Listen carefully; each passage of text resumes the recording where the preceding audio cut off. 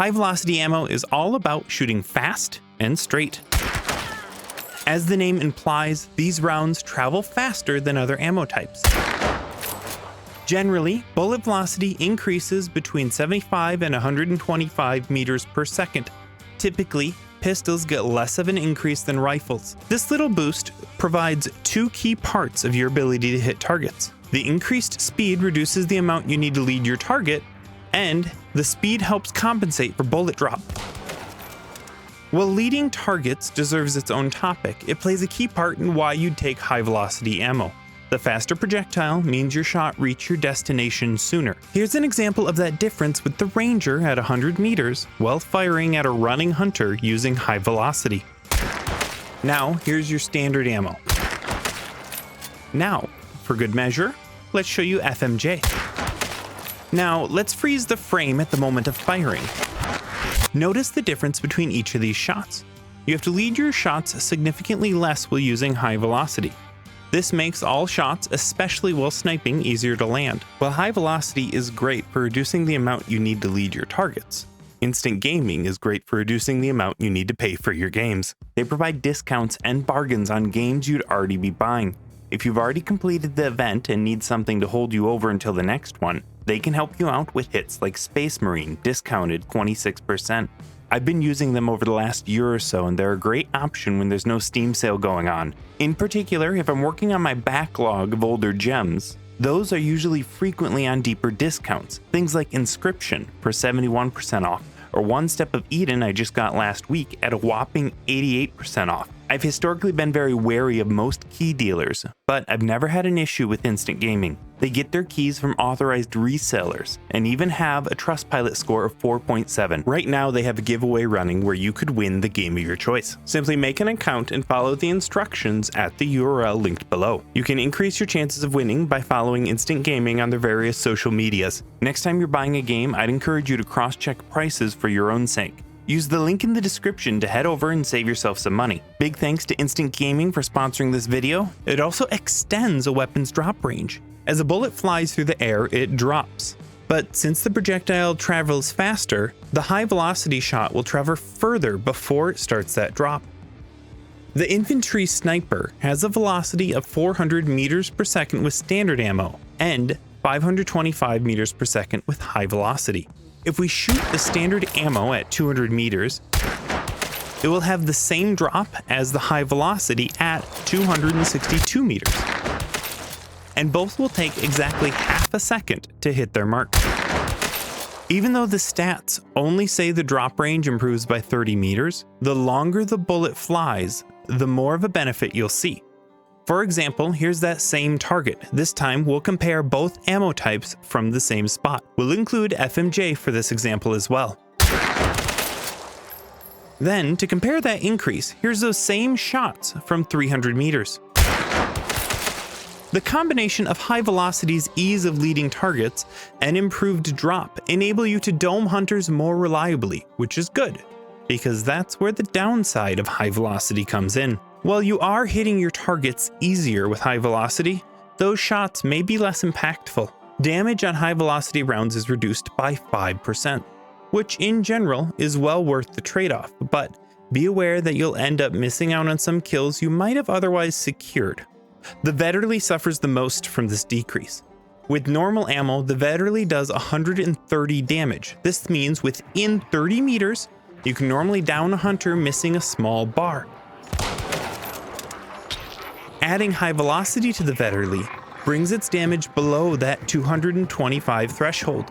The worst part is that you're not going to know whether or not you missed a kill due to this missing 7 damage. On other weapons, the damage reduction is less meaningful for the base damage, but it does mean that it reduces the effective range for two-shotting hunters. For example, pistols' damage drop-off is typically at 20 meters, with the exception of long ammo and silencer. The Officer, for example, has a base damage of 91 with normal ammo. With damage drop-off, the two-shot range is when the weapon would do 75 damage, so for the Officer, that is 31 meters. Now, if we swap the ammo out for high velocity, the base damage is 87 instead, and the two-shot range, that is where it hits for 75 damage, is 28 meters. That's a loss of 3 meters for an effective range to fight at. I consider the effective range of a weapon to be the ideal range to use the weapon in a fight. In general, this would be anywhere within the 2-shot range. A great way to find out this stat for your favorite weapon would be to use the damage calculator at the Hunt Tools website shown on screen. The amount high velocity changes varies for each gun. For example, the Centennial's 2-shot range is reduced by 6 meters, while the Frontier's is reduced by 5. Consider messing around with the calculator to find your favorite gun's effective range. Staying within this range will result in more kills with less bullets, which helps high velocity because of the reduced ammo capacity. That's right, when you take high velocity, you get less bullets. The in-world reason for this is that the powder for these ammos is more expensive and experimental. Yeah, it's easier to hit your shots, but you get less chances to pull the trigger. How much ammo you lose is based off the total ammo count for the weapon, and you're gonna feel it in longer gunfights for sure. The Centennial loses 4 reserve ammo, the Officer 5, and the Infantry 7. The lower ammo capacity of high velocity makes it less reliable for wall banging. Having fewer shots to spray and pray with means you're going to have to be more intentional about using it for lucky shots. In addition, that reduced damage also means that high velocity will be penetrating less obstacles. A shot's damage is one of the factors in determining if something will penetrate an obstacle. So trying to pen at longer ranges may result in some of those shots being denied. For example, the Martini Henry with base ammo can penetrate metal up to 54 meters, but with high velocity, it can only do so out to 47 meters. If you're going to equip high velocity on a silencer, you may be shooting yourself in the foot. While normally silencers greatly reduce the muzzle flash, that's not the case with high velocity. Here's a side-by-side of the Vetterli silencer, with normal ammo and with high velocity. The one with high velocity has a much more visible muzzle flash, making it harder for stealthy rats to remain hidden. The final downside to mention is recoil. High velocity has a bigger kick than the other ammo types. In most situations, this isn't a meaningful impact, but combined with the lower capacity, it does make it a horrible choice for weapons with fanning or levering. Stick to the other ammo types for that. Here's a side-by-side with high velocity and standard ammo types. I'm not moving my mouse to counter the recoil in any of these shots. First for fanning, and then for levering.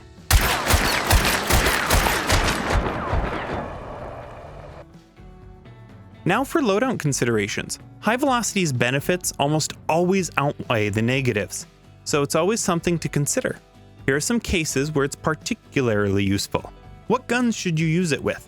Anything with a scope makes excellent use of high velocity, but there are a couple specific callouts worth mentioning. While I go over those, snipe the subscribe button to let me know that you want more content like this. The Centennial already has a ridiculous velocity for medium ammo rifles. To begin with, it's at 600 meters per second, but if you slap high velocity on it, it exceeds the speed of non-Spitzer long ammo rifles, coming in at 725 meters per second, compared to the Lebel at 615 meters per second with standard ammo and 850 meters per second with Spitzer. With guaranteed headshot kills, this makes this one of the most compelling sniper options, especially because it's much more affordable too. Likewise, the Springfield Marksman really benefits from high velocity.